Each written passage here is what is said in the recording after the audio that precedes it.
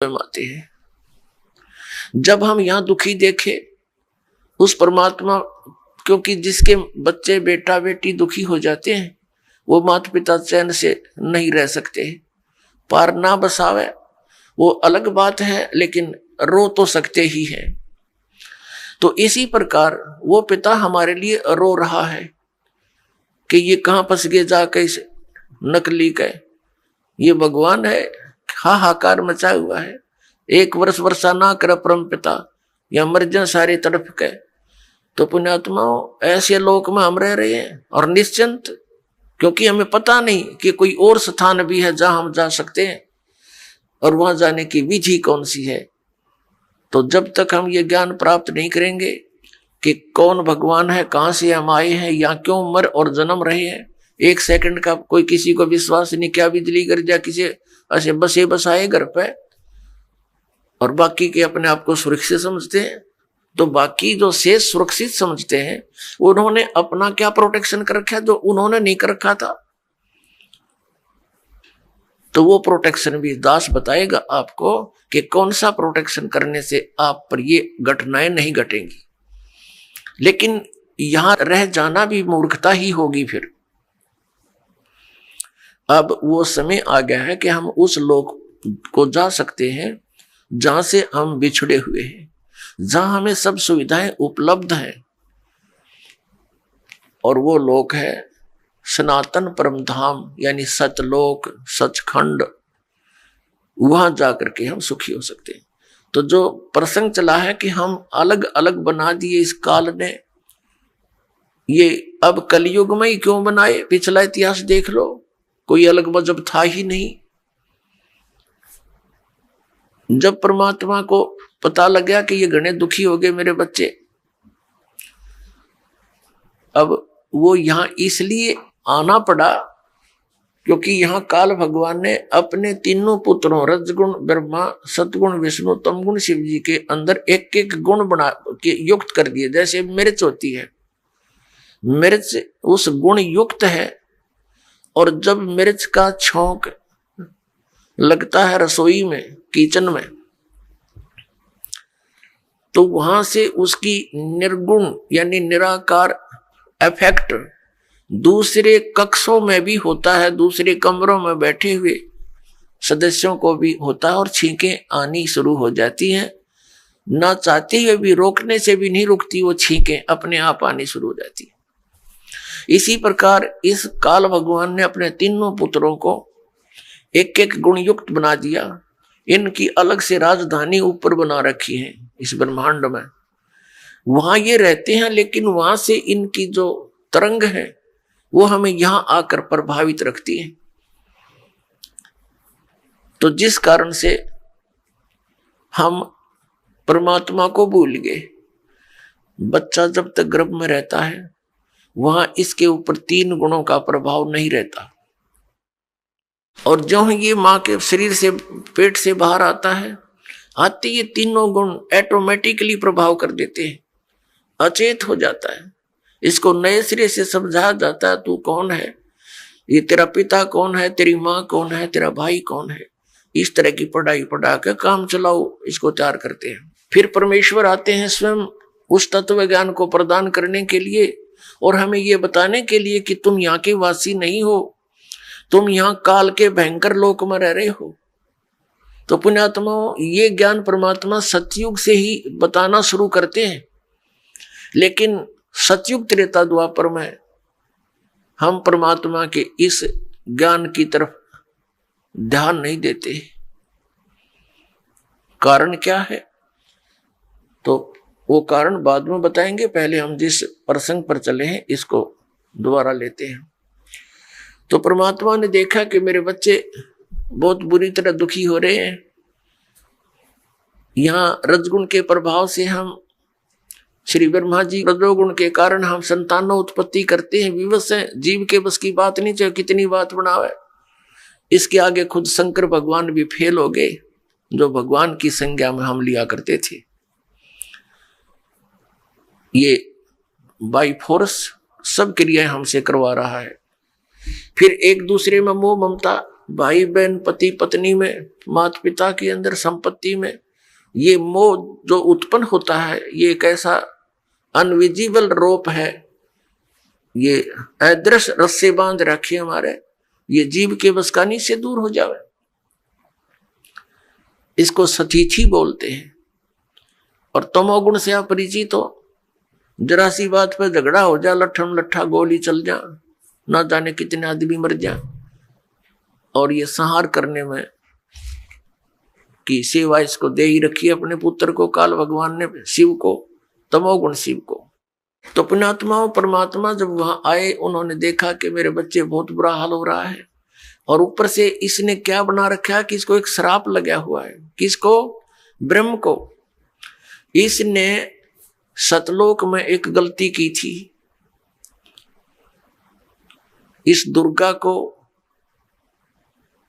जिसको देवी कहते हैं, आदि माया भी कहते हैं, इसने बदतमीजी की थी इसके साथ। और इसने, दुर्गा ने काल भगवान के पेट में ये चली गई थी सूक्ष्म रूप बना के।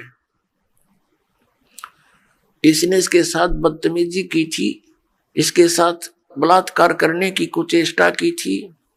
और बार बार समझाने से भी नहीं माना था। तो अपनी इज्जत की रक्षा के लिए देवी ने इसके पेट में शरण ली थी और वहां से फिर पुकार की थी। एक लंबी कहानी है, सृष्टि रचना में बताएंगे, लेकिन हम आज का सत्संग उद्देश्य कुछ और है, इसलिए इसको लंबी कथा ना बनाएंगे। तो वहां इसको श्राप लग गया था। परमात्मा ने उस दुर्गा को इसके पेट से निकाला था और फिर इसने उसको अपनी पत्नी के रूप में स्वीकार किया था। उससे यहाँ ये सब काल की व्यवस्था प्रारंभ हुई। 3 पुत्र उत्पन्न हुए सबसे पहले। इन दोनों के संयोग से, दुर्गा और इस ब्रह्म, काल रूपी ब्रह्म से, रजगुण युक्त ब्रह्मा, सतगुण युक्त विष्णु, तमगुण युक्त शिव। जब हम यहाँ पर दुखी बहुत हो गए, हाहाकार मच गई, इसको एक श्राप लगा हुआ है कि 1 लाख मानव शरीरधारी प्राणियों को नित आहार करेगा और 1.25 लाख की उत्पत्ति प्रतिदिन करेगा। जिस कारण से इसने हम सबको मानव शरीर दिया है अपने खाने के लिए। हमसे संतानों उत्पत्ति करवाता है बाई फोर्स और फिर स्वयं खाता है। और इसकी व्यवस्था इसके 3 पुत्र कर रहे हैं। इन ब्रह्मा विष्णु महेश जी को भी ये मालूम नहीं ये हो क्या रहा है।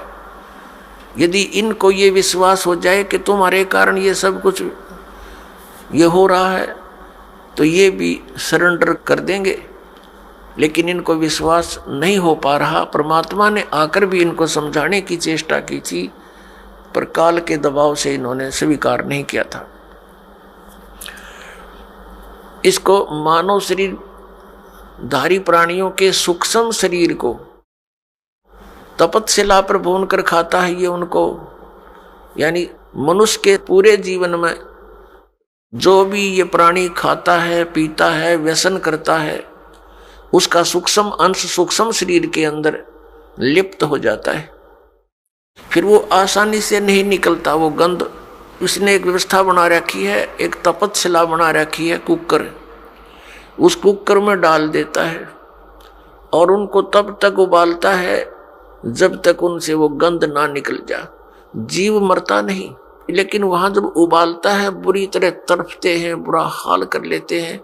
और उसने टाइम फिक्स कर रखा, उसके बाद फिर वो अपने आप वहां से खोल देता है कुकर को। यानी उसकी शब्द शक्ति से वो कुकर खुलता और बंद होता, यानी वो प्राणी उड़ जाते हैं आकाश में और उनसे निकले हुए गंध को ये आहार करता है। आप देखते हैं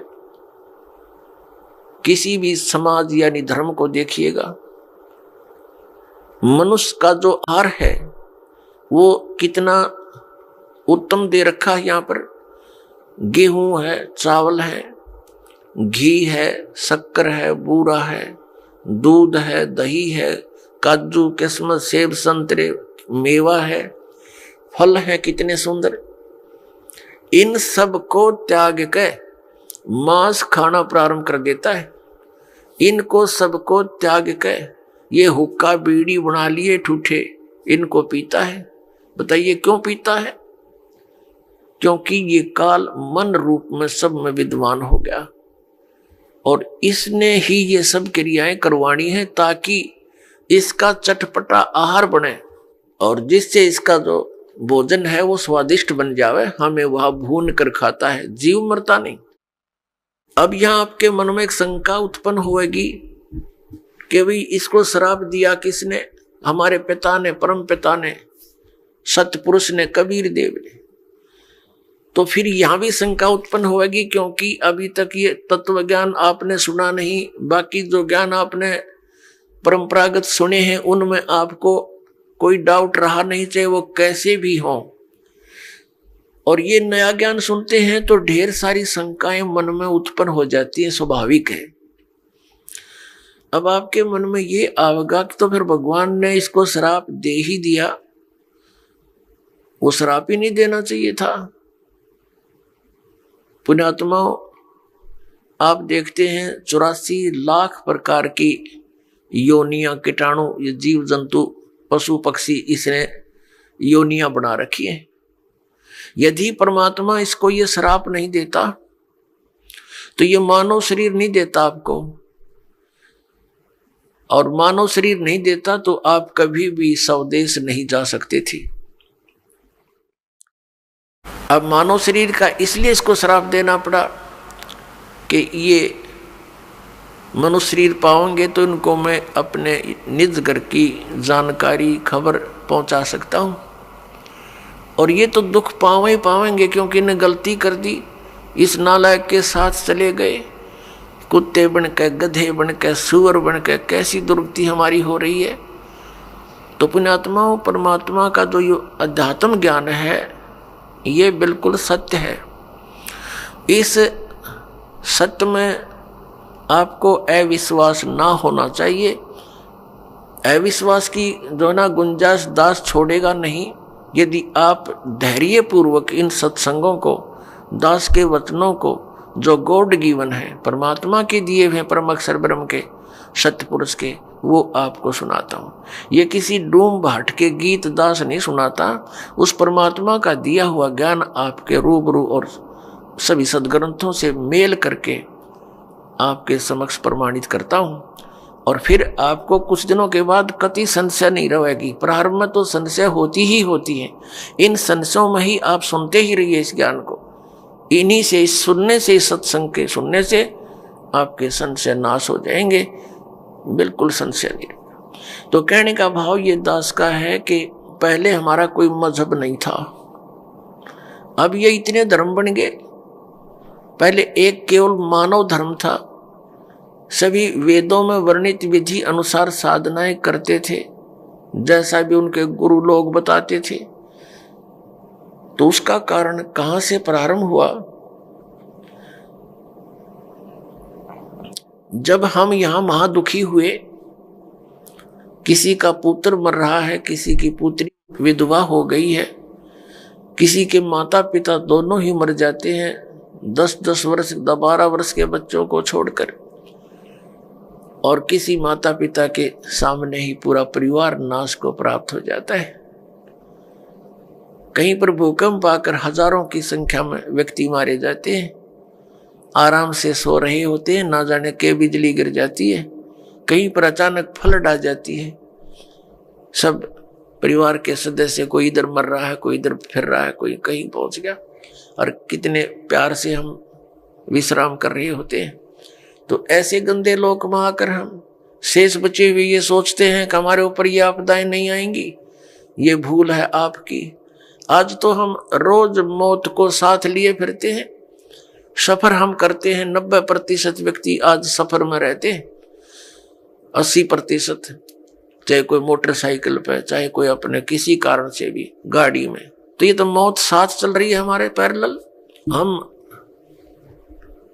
ऐसे लोक में रह रहे हैं। परमात्मा को दया आई कि चल इन नालायकों को फिर बता देता हूं कि आ जाओ वापस, यहां पर तुम सदा सुखी हो जाओगे। अपने आत्माओं, जब परमात्मा वहां तपतशिला के ऊपर आया, जहां ये प्राणियों को भून रहा था, इसका कुकर चल रहा था, वहां पर जब वो परमेश्वर हमारे पास आकर खड़े हुए, हमारे पिता, वो इतने समर्थ शक्ति है, इतने शीतल भगवान है, उनको सोम की उपाधि दी जाती है। सोम माने चंद्रमा, चंद्रमा जैसे शीतल। यानी ये तो एक उदाहरण है, लेकिन वो तो बर्फ से भी शीतल है। तो कहने का भाव ये, जब हमारे पास आकर खड़े हुए, जब वो तपस्या पर जल रहे थे, 1,00,000 प्राणी, उनमें ऋषि भी थे, मैं ऋषि भी थे, गुरु भी थे, शिष्य भी थे, आम जनता के व्यक्ति भी थे। परमात्मा के वहां उपस्थित होते ही उस तपतशिला यानी पत्थर की टुकड़ी को शिला बोलते हैं। एक तई के, बहुत बड़ी तई के समान है। बाकी सूक्ष्म शरीर जो होता है वो ज्यादा बड़ा नहीं होता, अपने अंगूठे के साइज का रह जाता है, आकार ज्यों का त्यों रहता है। जिस भी शरीर से आप निकल कर गए हो, जब तक आपको दूसरे शरीर में नहीं डाल देता, नहीं आपका दूसरा शरीर नहीं मिलता, तब तक आपका वैसा ही शरीर रहेगा। चाहे आप पितर रूप में रहो, चाहे भूत रूप में रहो, या वैसे भटकते रहो कहीं पर, या स्वर्ग आदि में रहोगे। स्वर्ग के अंदर जाने के बाद फिर आपको नए सिरे से शरीर मिलता है, वहां अलग से शरीर फिर आपका बहुत लंबा चौड़ा और बड़ा बन जाता है। तो कहने का भाव यह है कि रहेगा आकार मनुष्य का ही। तो जब ये दूसरे शरीर में पशु पक्षी के में चला जाता है, तो फिर उस पशु वाला ही शरीर आपका रहेगा। जब उससे निकल जाएंगे तो नेक्स्ट में प्रवेश होगा तो उस जैसा ही हो जाएगा। फिर मनुष्य शरीर में आएगा तो मनुष्य जैसा ही, मनुष्य के अंदर जो आपका जीव आएगा उससे निकलेगा तो फिर भी वो मनुष्य जैसा ही रहेगा। ऐसा होता है। तो इसको ये बहुत थोड़े ही स्थान पर लाखों की संख्या में बैठ सकते हैं। एक शरीर में जैसे किसी बहन भाई में देखा, प्रेतों की पूरी मंडली की मंडली प्रवेश हो जाती है। वो सूक्ष्म शरीर होता है उनका, एक एक में 20-20, 30-30 प्रवेश हो जाते हैं। ये भूत यानी सूक्ष्म शरीर इतना छोटा ही होता है, ये बड़ा भी हो जाता है और घटता घटता इसको बहुत सूक्ष्म छोटा भी बन सकता है, ऐसा आ जाता है। इस अंगूठे से भी छोटा बन जाता है। यानी इसमें एक ऐसा तत्व है जो सूक्ष्म ही है। अब उसका क्या आपको प्रमाण दें? जैसे जो भक्त इस दास से उपदेशी हैं, परमपिता की यथार्थ भक्ति कर रहे हैं, उनकी आंखों के सामने कुछ भक्ति के लक्षण दिखाई देते हैं। ऐसे सूक्ष्म हैं वो, तार से दिखाई देंगे, कुछ और भी बहुत सी ऐसे नजर आएंगे। वो इतने सूक्ष्म होते हैं, वो आपके भक्ति के परिणाम है, लक्षण है। आपकी कितनी भक्ति बढ़ गई है वो उसका, वो समझ लो पैमाना है। और वो इतना सूक्ष्म है कि आप जैसे बस में बैठे हो या गाड़ी में बैठे हो अपनी कार में, और शीशा बंद हो, उस ग्लास से देख रहे हो तो शीशे के बाहर भी दिखेगा आपको, यानी शीशे को भी पार कर जाता है। और अंदर देखोगे तो यहाँ निकट से निकट भी बहुत छोटा भी हो जाता है। तो इस टाइप का सूक्ष्म शरीर होता है जो यहाँ की दूरबीन सूक्ष्मदर्शी या फोटो कैमरे में नहीं आ सकता। वो सूक्ष्म ऐसा होता है शरीर। तो पुण्यात्माओं, कई भक्त, कई बहन भाई चिंतित हो जाते हैं। दास बहुत बार समझाने की चेष्टा करता है, ध्यान रखा करो, एक दूसरे को बता भी दिया करो। अगर कोई इस शंका में हो कि मेरी आंखों के सामने पता नहीं क्या दिखता है, डॉक्टर के पास गया, डॉक्टर कहने लगा ऑपरेशन करवा ले, और डॉक्टरों के पास क्या है, ऑपरेशन करवा ले, वह धुंधला दिखे। धुंधला नहीं दिखता वो हम देखेंगे ऐसे जैसे कोई मच्छर सा घूम रहा है, कोई मक्खी घूम रही है, ऐसे काले काले से कुछ और तरह के भी। वो तो जैसी जिसकी भक्ति बढ़ती चली जाएगी, वो आपकी भक्ति का पैमाना जैसा अंजन आंजिए चश्मों में दिखंत, जैसी भक्ति करेगा तेरी आंखों के सामने आपको अपनी भक्ति की कमाई दिखने लग जाएगी। ये आपका एक वो होगा, भक्ति का पैमाना होगा। आपका बैंक बैलेंस समझ लो, आप देख रहे हो सामने, तो वो घबरा जाते हैं, हमारे पास भी प्रार्थना करते हैं, जी ऐसा पता नहीं आंखों में क्या हो गया, मुझे तो चिंता बनी हुई है। ऐसे देखते हैं पता नहीं क्या दिखाई देता है, सोचते हैं ना देखूं फिर भी दिख जाता है। फिर उनको समझाते हैं कि ये आपकी भक्ति की कमाई दिखाई दे रही है, ये नहीं है तो आपका माइनस आपकी भक्ति, फिर भक्ति चली नहीं आपकी।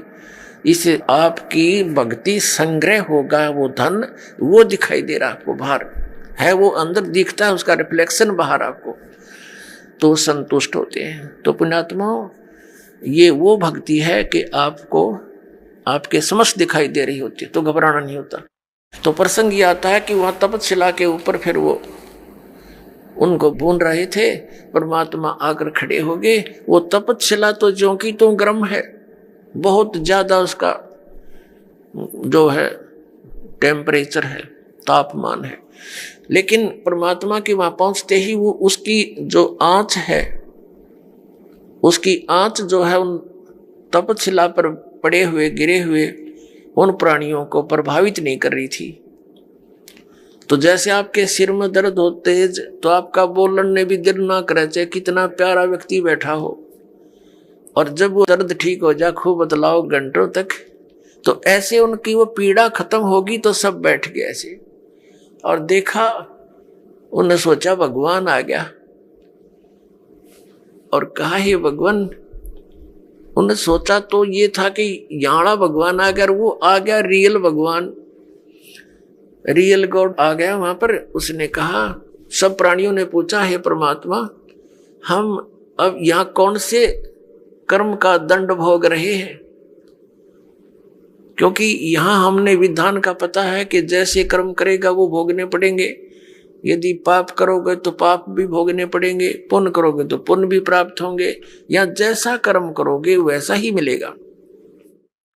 और परम पिता परमात्मा परम अक्षर ब्रह्म सत्य पुरुष कबीर साहिब का विधान है कि यदि उनकी सत भक्ति करोगे तो आपके पापों का नाश कर दिया जाएगा। पाप आपको भोगने नहीं पड़ेंगे, लेकिन भविष्य में गलती ना करना, एक कंडीशन भी साथ रखी जाती है। तो वहां जब वो प्राणियों ने पूछा कि हे भगवान, हम कौन से कर्म का दंड भोग रहे हैं, तब परमेश्वर ने कहा कि ये कर्म जिसका तुम यहां दंड भोग रहे हो, ये कर्म तुम्हें इस काल के लोक में नहीं किया, यो किया था सतलोक में, और वहां तुमने ये ऐसी गलती की थी जिस कारण से आप ये दंड भोग रहे हो। परमात्मा ने वहां फिर उनको पूरी तपतशिला पर वो तड़प रहे थे प्राणी, फिर एकदम शांत हुए। उनको परमेश्वर ने पूरी सृष्टि रचना सुनाई और कहा कि तुम सभी सतलोक में रहा करते थे, वहां कोई कष्ट नहीं था, वहां जन्म और मृत्यु नहीं थी, तुम्हारा परिवार था, वहां पर अलग अलग आपके भिन्न भिन्न वहां पर मकान हैं, आपके वो खाली पड़े हैं। अपने आत्माओं, यहाँ प्रत्येक व्यक्ति की ये एक नेचर है हमारी मनुष्य की कि हम कोठी बनावे तो बहुत बड़ी बनावे, बहुत बड़ी हो, आगे पार्क भी हो और झूले झाले भी डल रहे हो, यानी सब तरह की सब सुविधाएं, फुहारे छूट रहे हो, झरने बना रखे हो, तालाब बने हो नहाने धोने का, लेकिन ये हमारे से नहीं बन पाते हैं, वो अलग बात है। तो ये सब सुविधाएं आप जी को वहां सतलोक में है, और वहां आपका परिवार था, और पूरा का पूरा बहुत बड़े बड़े मकान आपके वहां पर हैं, नूर के महल हैं, नूर के बाग हैं आपके, अलग अलग प्रत्येक वहां हंस के परिवार का एक बहुत बड़ा लंबा चौड़ा व्यवस्था है। और वहां सदाबहार बाग बगीचे हैं, वहां पर सब अमृत आहार है, दूध और दही आदि के वहां सरोवर भरे रहते हैं। अपनात्मा वहां कोई भी पदार्थ खराब नहीं होता।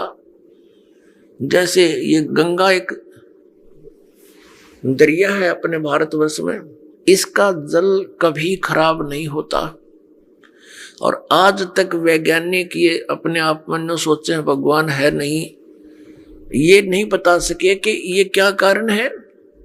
हिमालय से कितनी दरियाएं आ रही हैं, उसके जल को कितने दिन रखो आप खराब नहीं होता। ये एक सैंपल है सतलोक के पदार्थ का। ये सतलोक से आई है ये गंगा, और सतलोक से आई है ये निरंजन काल के लोक में, फिर आई है ब्रह्मांड में, जहां ये काल का एक टॉप, ब्रह्मांड के शिखर में टॉप में इसका अलग से एक गुप्त स्थान है। ये पहले वहां आकर गिरी, वहां इसने इसका बहुत बड़ा सरोवर था, वो 6 महीने में भरा, वहां से फिर आई विष्णु के लोक में, वहां का सरोवर भरा। उसके बाद फिर आई है शिव के लोक में। यहाँ जो इस काल का पुत्र है शिव, उस शिव के लोक का भी एक जटा कुंडली डैम है, एक बहुत बड़ा सरोवर है। वो 6 महीने में फुल हुआ वो भी।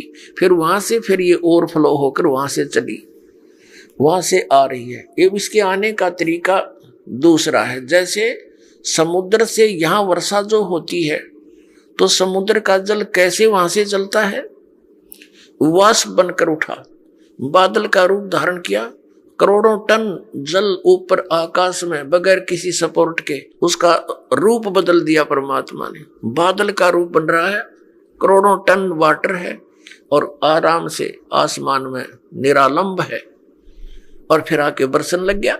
तो ऐसे ही ये वहां से सूक्ष्म रूप से गंगा वहां से शिव के लोक से गिरती है, वाष्प रूप धारण करती है। इसकी वाष्प का एक निर्बाध वे है, वो सीधा आकर के हिमालय के उस स्थान पर आकर बर्फ रूप में बन जाती है, और वहां से मेल्ट होकर के वो कंटिन्यूस नीचे आ रही है।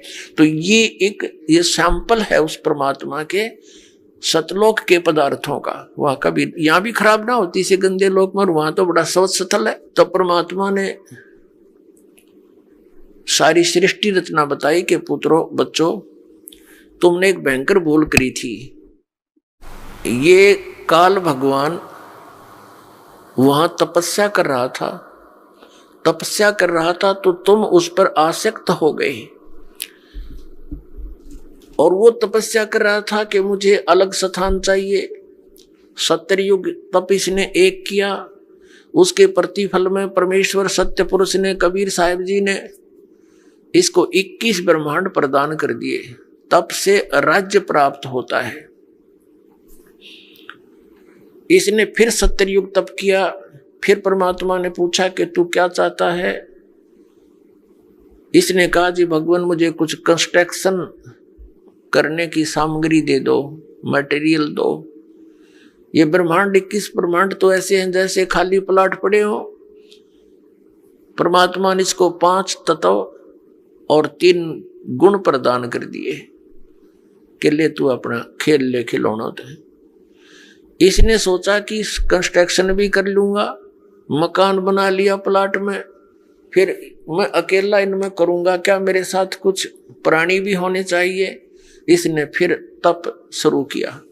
तब इसने क्या मांगा कि भगवान मुझे कुछ जीव दे दो। 64 युग जब तप कर लिया, परमात्मा ने पूछा कि अब क्या चाहता है, जो मांगा तुझे मैंने दे दिया। तब इसने कहा कि परमात्मा कुछ आत्माएं दे दो, मेरा अकेले का दिल नहीं लगता।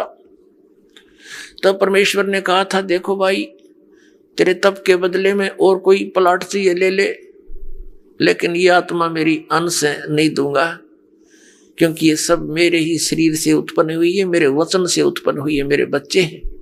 अपने आत्मा जिसका लाग गया वो जाने।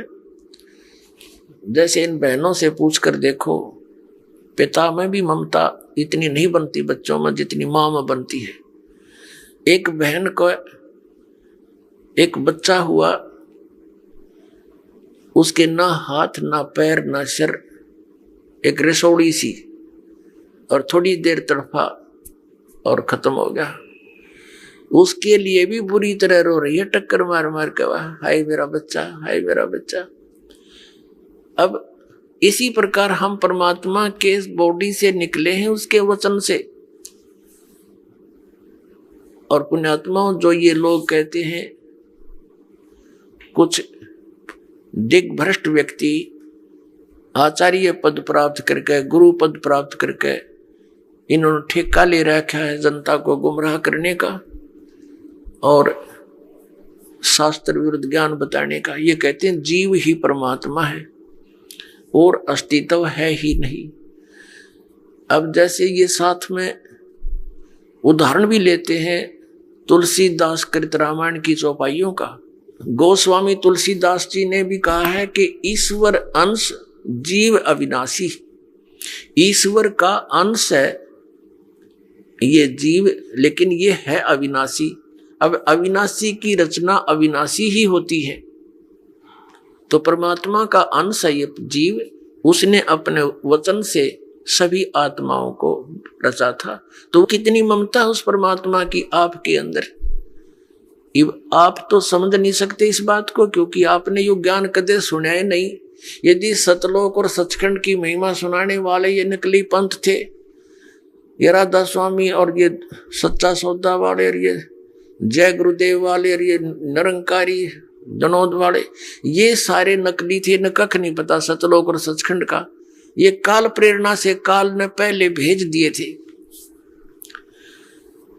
कि इतना रोड़े रड़ा दूं उस सतलोक और सचखंड के ज्ञान को कि कोई सच्चाई बताने वाला आवे सतलोक तय तो इनका पल्ला पड़ा ही नहीं, कुछ भी इनके गले उतरे नहीं। ये सारा सुनियोजित तरीके से इसी समय किया गया इस काल ने। ये दास ये इसका कंसेप्ट क्लियर करना चाहता है कि ये अब ये सारा अड़ंगा क्यों कर अड़ा दिया, कैसे अड़ गया, ये इतने पंथ बन गए और इतने श्रद्धालु उनके चिपक गए, कोई ज्ञान ना ध्यान उनका।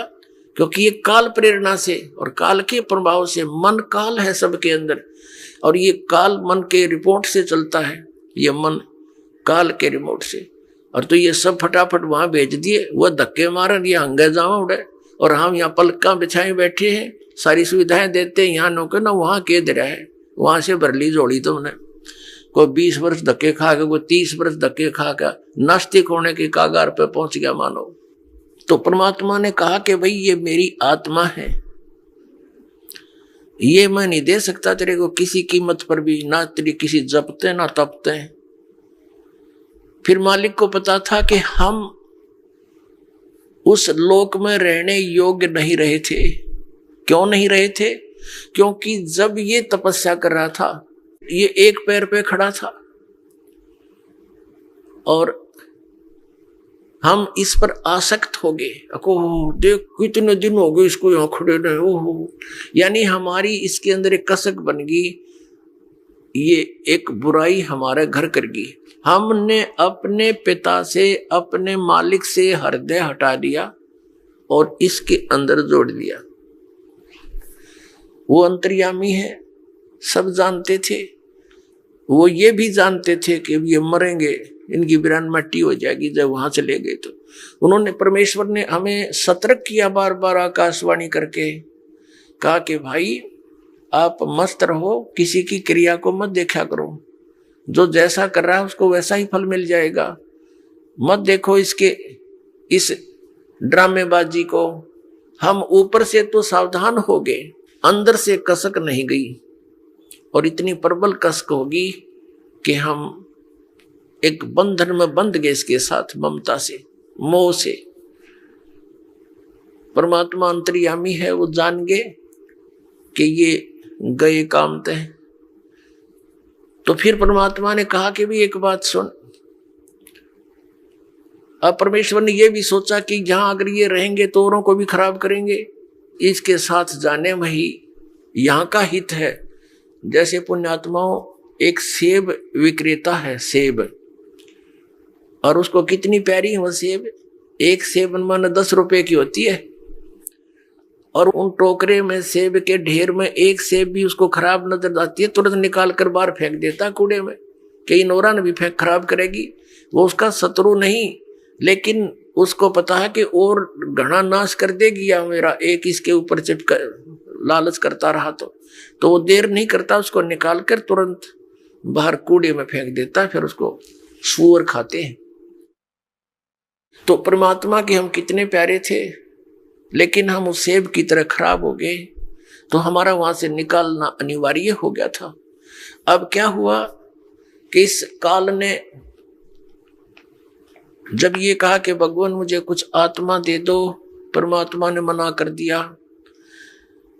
फिर कहा कि देखो एक शर्त पर दे सकता हूं, यदि कोई सब इच्छा से तेरे साथ जाना चाहता है तो मैं भेज दूंगा, वैसे मैं नहीं भेजूंगा।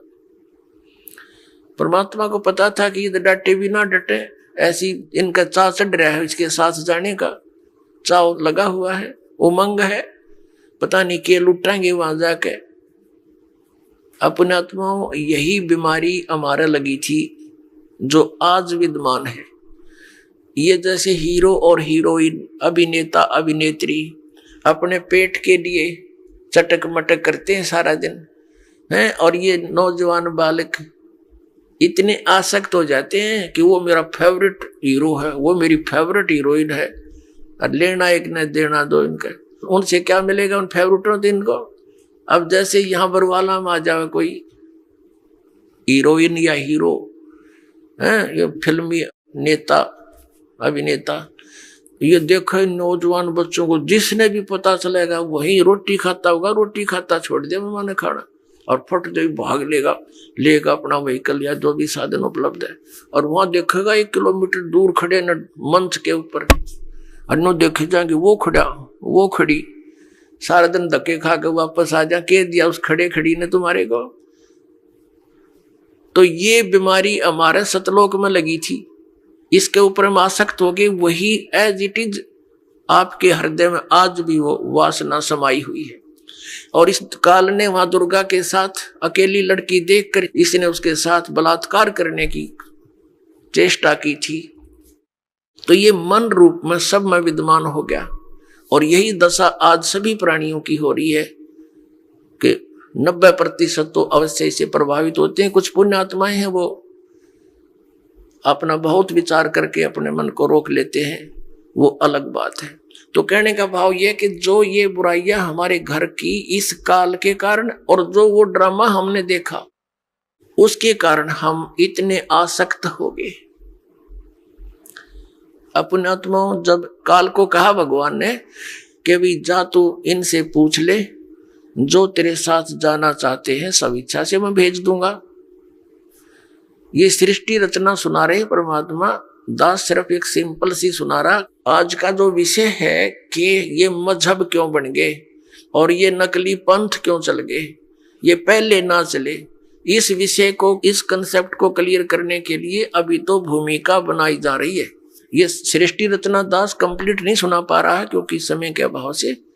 तो अब बात यह है कि वो ये जो काल भगवान है, ब्रह्म सरपुरुष, ये हमारे पास आया और कहा कि पिताजी से मैंने तपस्या करके ऐसे ऐसे 21 ब्रह्मांड लिए हैं और 5 तत्व और 3 गुण प्राप्त कर लिए हैं, इनके द्वारा वहां ऐसे बनाऊंगा, वैसे बनाऊंगा, स्वतंत्र रहा करेंगे वहां पर। हम तो पहले ही तैयारी थे, हमने सबने कहा कि देखो हम आपके साथ चलने को तैयार हैं, लेकिन पिताजी की आज्ञा मिल जाए तो चल सकते हैं। तो उसने आकर के परमात्मा से बताया कि हे प्रभु, कुछ आत्माएं मेरे साथ जाने को तैयार हैं, आपकी आज्ञा चाहते हैं। परमेश्वर कहने लगा मेरे साथ चल, मेरे सामने हाँ भरवा दे, मेरे सामने उनकी सहमति करवा दे, तब मैं भेजूंगा। परमात्मा और ये काल, ये ब्रह्म सरपुरुष, ये वहां आया। परमेश्वर ने पूछा भी जो भी इसके साथ जाना चाहते हैं हाथ खड़ा करो, स्वीकृति दो अपनी। अब परमात्मा के सामने सब लज्जित हो गए कि अपने मालिक के सामने कैसे कहें हम इसके साथ जाएंगे, नीचे गर्दन कर ली, सन्नाटा सा छा गया। तो परमेश्वर ने कहा कि देख भाई, तू तो कह रहा था तेरे साथ कुछ जाने को तैयार है, कोई बोल नहीं रहा, क्या तू झूठ बोल रहा था? तो उसी समय एक आत्मा खड़ी हुई और उसने खड़ा होकर कहा कि पिताजी मैं जाना चाहता हूं इसके साथ। अब उसके खड़ा होते फिर हमने सोचा कहीं ये अकेला लूट ले सारा कुछ, हम रह गए पीछे, तो हमने भी दोनों हाथ खड़े कर दिए।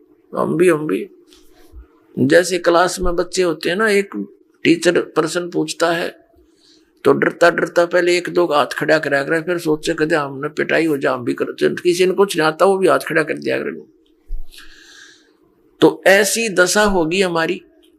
परमेश्वर ने कहा भी ठीक है, जो भी तेरे साथ जाने की इच्छा रखते हैं इन सब के नंबर मेरे पास हैं, आप जाओ अपने ब्रह्मांड में। ये 21 ब्रह्मांड पहले सतलोक के अंदर ही थे। जैसे दिल्ली के प्रधानमंत्री जी अपने पुत्र को कोई प्लाट दे दे बाहरी दिल्ली गांव में, यानी हरियाणा या इधर राजस्थान के बॉर्डर पे, ऐसे ये प्लाट वहां दे दिए थे इसको 21 ब्रह्मांड। ये वहां घूम रहे थे खाली। तब परमात्मा ने कहा ठीक है, अभी तू जा अपने प्लाटों में, मैं भेजूंगा इनको, अपने हिसाब से भेजूंगा, ऐसे नहीं, मेरा विधि अलग होगी तेरे साथ भेजने। तो उन सभी आत्माओं को जो वहां पर नर आकार थे, सूक्ष्म बीज रूप बना दिया। परमात्मा जो चाहे सो कर ही। पुण्यात्माओं, अभी तक हम खासकर इस कलयुग के इस थोड़े से दौर में भगवान के अध्यात्म मार्ग से कोसों दूर हो चुके हैं। यदि कोई भगवान की लीला सुनाता है, हमें अटपटी सी लगती है, हम उसको स्वीकार करने को तैयार नहीं होते। हमारे स्वीकार ना करने से भगवान की महिमा या वो लीलाएं झूठी नहीं हो सकती। जैसे जब हम छोटे छोटे थे उस समय क्या देखा करते थे, ऐसे तगड़े तगड़े बूढ़े बुजुर्ग, और उनके विषय में बताया करते थे ये 5 मन 40 किलो का 1 मन होता है, यानी 200 किलोग्राम वजन को सिर पे रखकर, और लकड़ी की सीढ़ियां, खड़ी सीढ़ियां होती थी, खड़ी लकड़ की, एक तो पौड़ी होती है ऐसे, तो वो खड़ी पौड़ी होती थी, और छत पर मिट्टी डालते होते थे, कच्ची मिट्टी छत देते थे नए मकान। कहते हैं ये 200 किलो वजन को, उसके बड़े बड़े टोकरे होते थे, झाले बोला करते उनको, उसको भरकर इसके सर पर रख देते थे इनका, और ये ऊपर चढ़ कर और वहां डाल आते थे। अब ये बात और 100 साल के बाद अगर कोई कहेगा ना, उसने मूर्ख बताया करेंगे, राम आंखों देख रखे, क्योंकि और 100 साल में तो देख लो, इब कोई 10-50 किलो वजन ठानी आदमी नहीं रह रहा, और आने वाले 100 साल में तो इतनी प्योद रह जाएगी, और 10-12 किलो ठानिया व्यक्ति नहीं पाओगा, ऐसी स्थिति आ जाएगी इस प्राणी की। इतना घट गया हमारे सतर, प्रदूषण के कारण शरीर की शक्ति लॉस होती जा रही है। और इससे और पीछे जाए तो और तगड़े तगड़े व्यक्ति थे, भीमर की कथा सब सुने तो कोना सिर गले उतरती, और वो सच्ची थी सारी। ये तो ही एक बल के आधार से, एक आध्यात्मिक बल अलग होता है। अगस्त ऋषि जी ने 7 समुद्रों को एक ही घूंट में ऐसे चुलू उठाई थी और ऐसे पी लिया था, खाली हो गया था ये बिल्कुल। इसमें ये मगरमच्छ तड़पते दिखाई दे थे, और फिर प्रार्थना की गई, हे ऋषि जी ये तो सब बुरा हाल हो जाएगा, यहाँ का बैलेंस बिगड़ जाएगा, आप भी नहीं रहोगे क्योंकि पृथ्वी पर वर्षा का अभाव हो जाएगा, सब प्राणी मर जाएंगे। तो फिर उसने कहते उल्टा ही कुरला कर दिया, ये पूरे मर गए। तो ये कोई बड़ी बात नहीं है, और आप इस पे भी नहीं विश्वास कर पाओगे तो अध्यात्म मार्ग में नहीं चल सकते। इन कलियुगी ऋषि, नकली गुरुओं ने, महर्षियों ने जो हमें भगवान की इन कथाओं से दूर कर दिया कि ये झूठी है, ऐसा नहीं हो सकता, द्रौपदी की साड़ी नहीं बढ़ सकती, ये इस तरह की बकवाद गढ़ दी, जबकि ये सारी सच्चाई है। परमात्मा जो चाहे वैसा कर दे, उसके एक वचन में सारे ब्रह्मांड उत्पन्न हो गए, तो वो क्या नहीं कर सकता। तो अध्यात्म मार्ग में पुण्यात्माओं अविश्वास नहीं चलता, और पहले हमारे पूर्वजों को अविश्वास नहीं था, और उस अविश्वास का और ब्लाइंड फेथ था उनका भगवान में और उन गुरुओं में, तो उन्होंने दुरुपयोग किया। नकली ऋषि, महर्षि, गुरुओं ने, ये वर्तमान के कलयुग क्या ने, कि उनके ब्लाइंड फेथ को, कि जो गुरुजी बोल रहे हैं वो सारी सच्ची होती हैं, हमने ब्लाइंड फेथ किया, और जो मार्ग उन्होंने बता दिया हमने ये सोचकर ग्रहण किया कि ये हमारे सदग्रंथों से ही पढ़कर सुनकर वहीं से इन्होंने ज्ञान दिया। तो इन्होंने सब मिसगाइड कर दिया, वो सब दंत कथा सुना दी, और भक्ति विधि शास्त्र अनुकूल ना रहने से हमें प्रभु परमात्मा से मिलने वाली सहायता बंद होगी। तो अब हम ये सोचते हैं कि ऐसा कभी हो ही नहीं रहा, हम सब कुछ कर रहे हैं। अब आप इस मार्ग पर लगोगे, जो दास आपको मंत्र देगा, आप सत भक्ति करोगे सच्ची नियत, फिर देखना आपके के क्यों होगा, फिर आपको विश्वास होने लग जाएगा कि परमात्मा सब कुछ कर सकता है। आपको देखो, जैसी आपकी श्रद्धा और भक्ति बढ़ती चली जाएगी, उतना ही मालिक आपके निकट आओगा, और परमात्मा की पावर से तो कुछ भी हो सकता है। अब जैसे एक जैक होता है, जैक इतना को सब सारा लोहे का जुगाड़ सा, जिसने उसके फंक्शन का ना पता हो और कोई ये कहे कि ये जैक 250-300 क्विंटल यानी 3-4 टन के ट्रक को इंक्लूडिंग उसके वजन उसके वेट के, और वो इतना ऊंचा उठा दे 1 फुट, तो कैसे दच्चा किसी व्यक्ति का दच्चा या जिसने उसका फंक्शन का ना पता हो, और उसने लगा के देखो 2-4 पे घुमा दे, इतना ऊंचा उठा दे, सारे के सारे ने जो बजरी का भरा हो सारा वो ट्रक और ऊपर उठा दे वो। तो ऐसे परमात्मा की वो वर्ड पावर है, यानी उसकी शब्द शक्ति है, वो सारे ब्रह्मांडों को उठा के छोड़ दिया और उस शब्द शक्ति से चल रहे हैं, घूम रहे हैं, अपनी अपनी क्रिया कर रहे हैं। वो जैक है परमात्मा का, ये समझो। तो इस मार्ग में आप जी को अब पुनः ब्लाइंड फेथ करना पड़ेगा, लेकिन ब्लाइंड फेथ करने से पहले आपने इस मार्ग को जैसे दूध का जला हुआ फूंक मारता है लस्सी को, ऐसे ग्रहण करना। आंखें बंद करके ग्रहण नहीं करना, लेकिन इसको ग्रहण करके फिर आंखें बंद कर लेना। कहने का भाव यह है कि फिर अग्रम अग्रम ना करना, यू नाम लेने पीछे।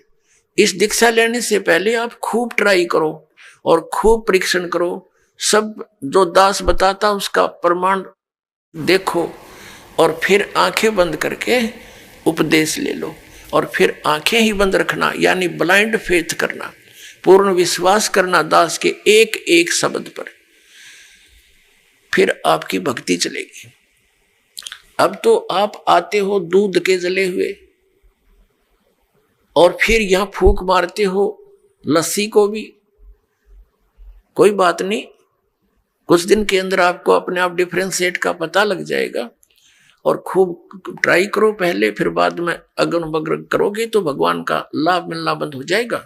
दीक्षा लेने के बाद यदि आप दास के वचनों में अविश्वास करते हो, आपका नाम नहीं रहेगा।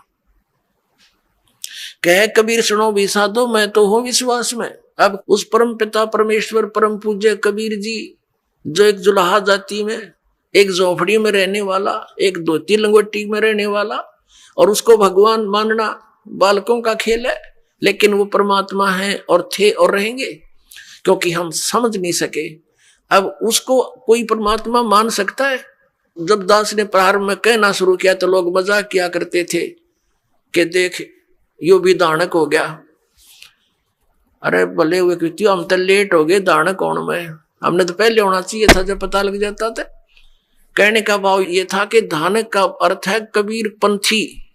उस कबीर पंथ परमात्मा परमेश्वर के द्वारा दिए हुए वे ऑफ वर्शिप पे, उस रास्ते पर चलने वाले तो हमने पहले बन जाना चाहिए था।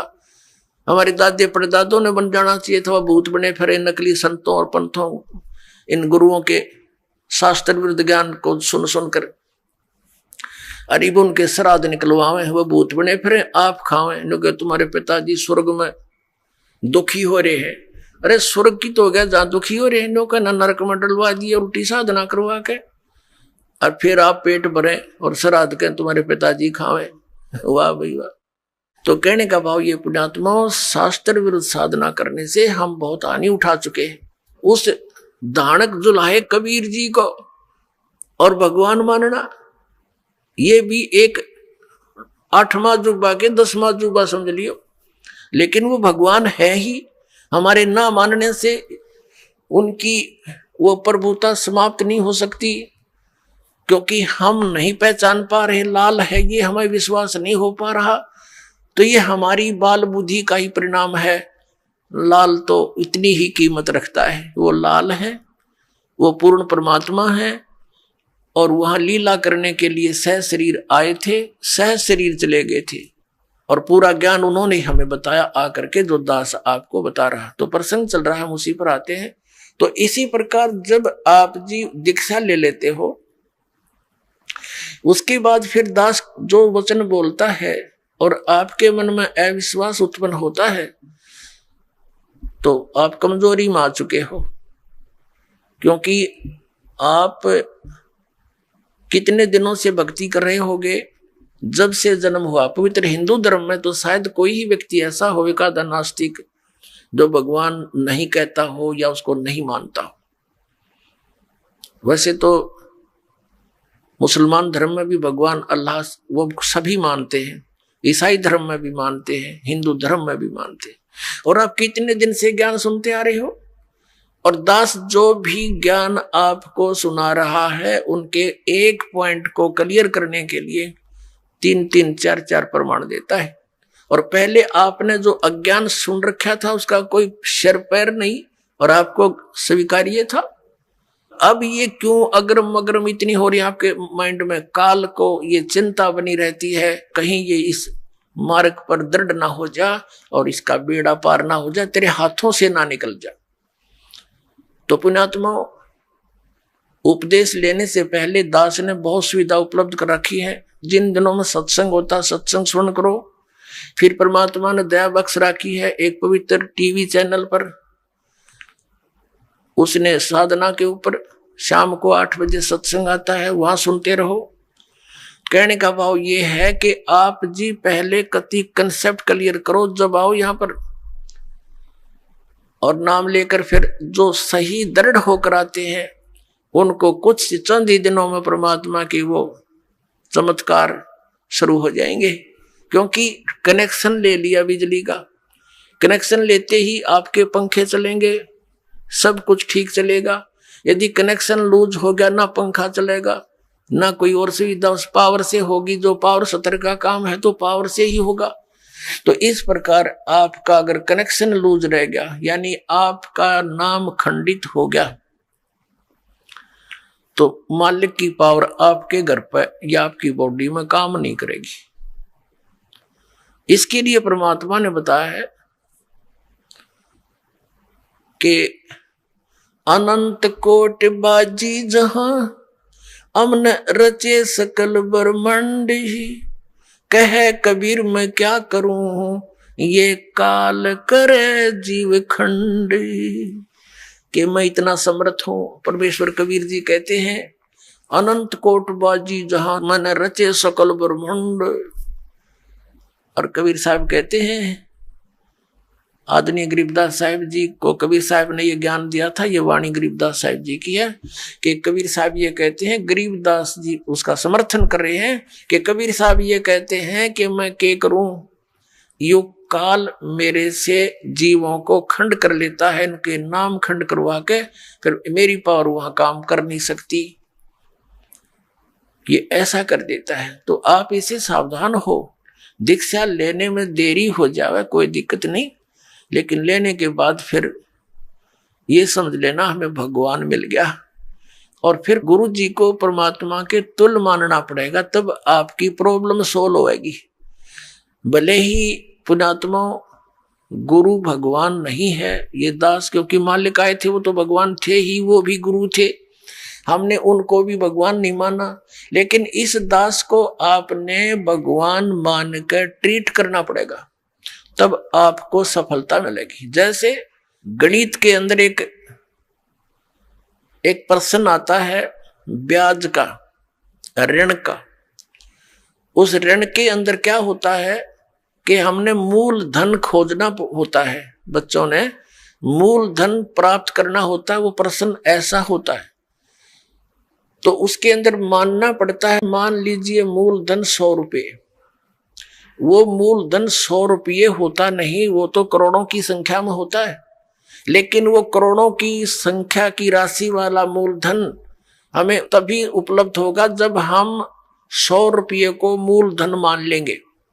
अब समझदार को संकेत बतेरा, भले ही ये दास भगवान नहीं है, लेकिन उस मूल धन को पाने के लिए, यानी मूल मालिक को पाने के लिए आपने गुरु जी को एज ए गॉड ट्रीट करना पड़ेगा। यूं समझ ले कि मेरे सामने आज वो परमात्मा आ जाते हैं। इस दास के स्थान पर परमात्मा स्वयं भी आए थे। आज से 600 वर्ष पहले 120 वर्ष तक हमारे डले खाकर चले गए, हमारी गालियां खाकर चले गए, जूते खाकर चले गए, क्योंकि जिस बाप का बेटा शराब पी रहा हो और पिता जाकर उसको कहता मैं फिल्म में बेटा आ जा तू ना नाश करे, तो वो झगड़ा कर देता पिता के साथ, हाथापाई भी कर देता है, एक तरह मेरी बेइज्जती कर दी, क्योंकि होश में है नहीं, नशे में है। तो हमने यहाँ काल के इस झूठे रंग की भांग पी रखी है। कबीर ये माया अटपटी सब गट आन अड़ी, और किस किस न समझाऊं या कुआ भांग पड़ी।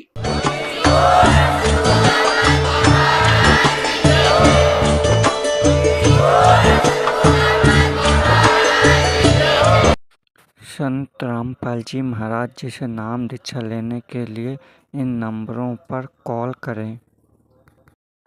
सत्य साहिब जी।